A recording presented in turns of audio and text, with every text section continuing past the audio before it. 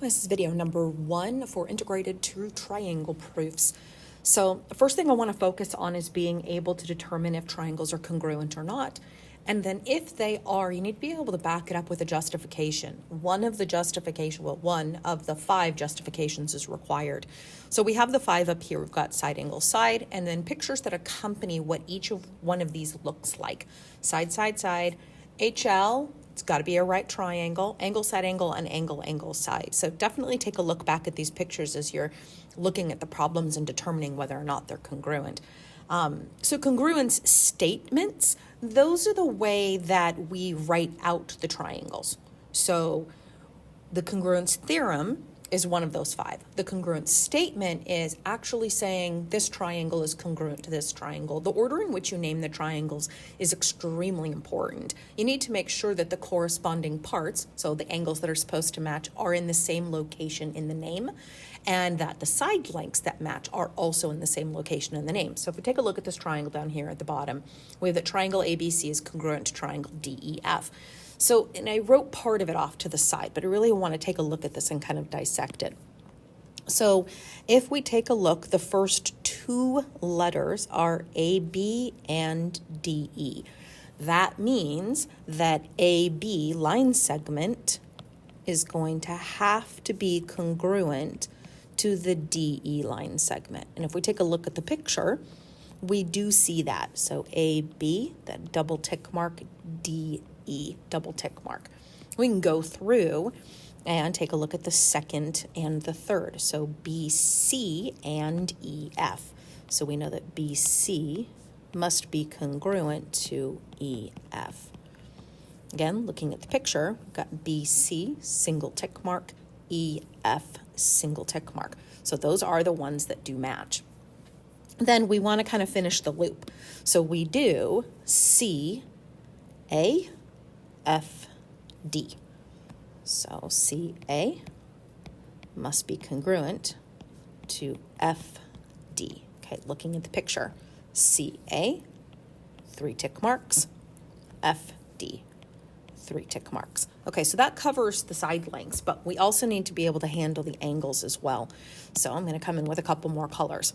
Going back to the order of the name. So the first one that shows up is the letter A and D. We are being told that angle A and angle D must be congruent.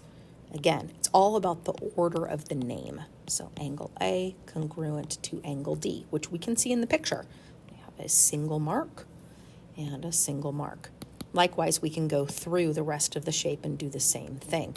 So if we take a look at this, we've got B and E are second. So angle B must be congruent to angle E. And then finishing this up, we can also see that C, the letter C, and then the letter F. So angle C must be congruent to angle F.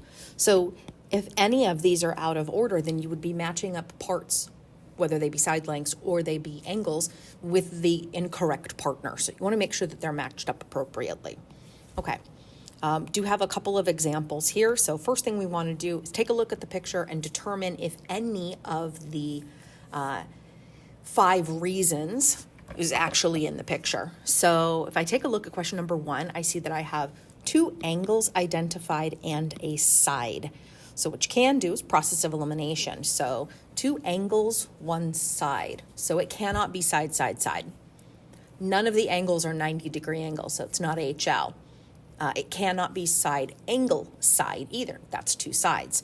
So I think the only options this could be, if it is accurate, would be angle, angle, side, or angle, side, angle. So how do we tell the 2 apart? All right, take a look at the picture. I want you to look at the angles. I'm just looking in the first triangle.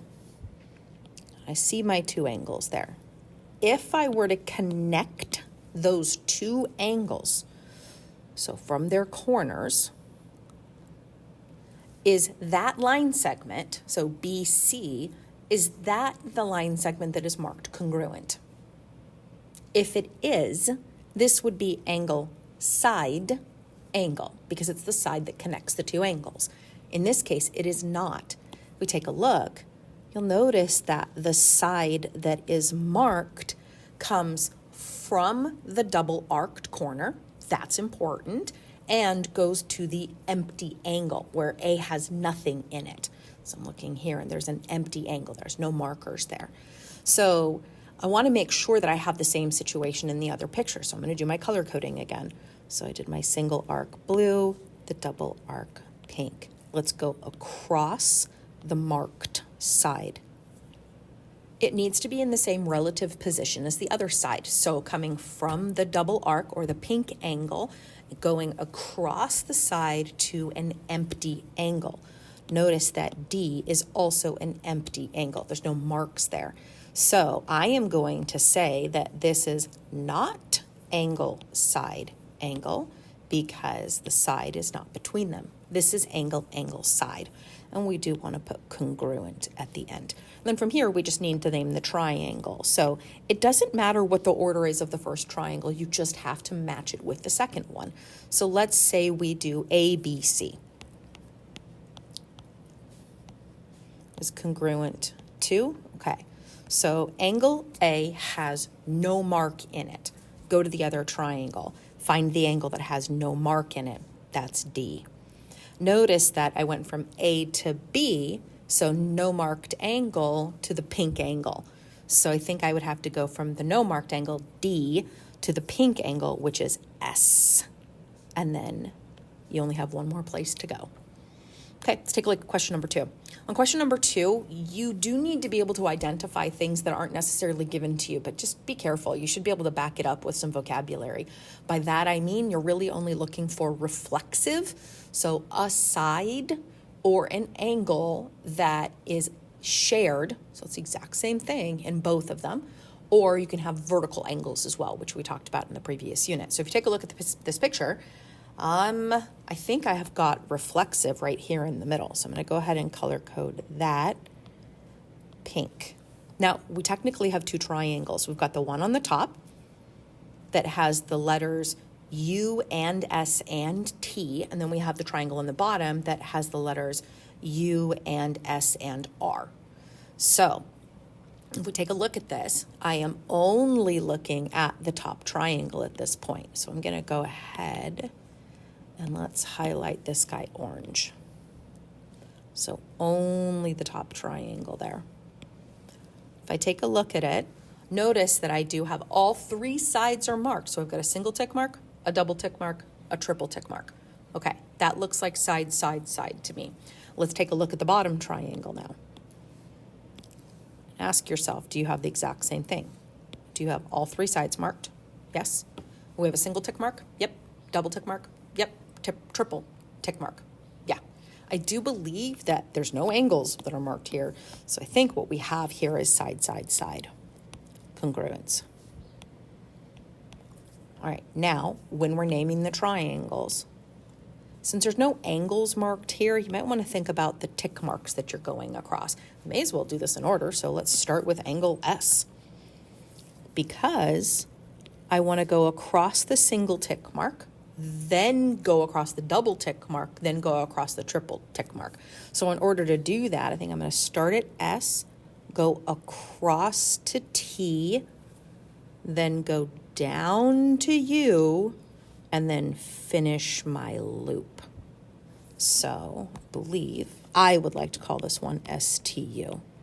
It's congruent to. All right. I want to go across the single tick mark, then across the double, then across the triple. So I think I'm going to start at S, across the single, S to R, across the double, R to U, and then finish the loop across the triple. So I think I want to go SRU. I'm going to take a look at question number 3. Question number 3, I only have 2 things marked. I have a 90-degree angle, which is really nice, but I don't know any numbers for the sides. I don't have vertical angles, and I do not have reflexive. I don't have enough information to determine if these are congruent. They might be. I just don't know. I want you to try the you try section after this as well, and then move on to video number 2.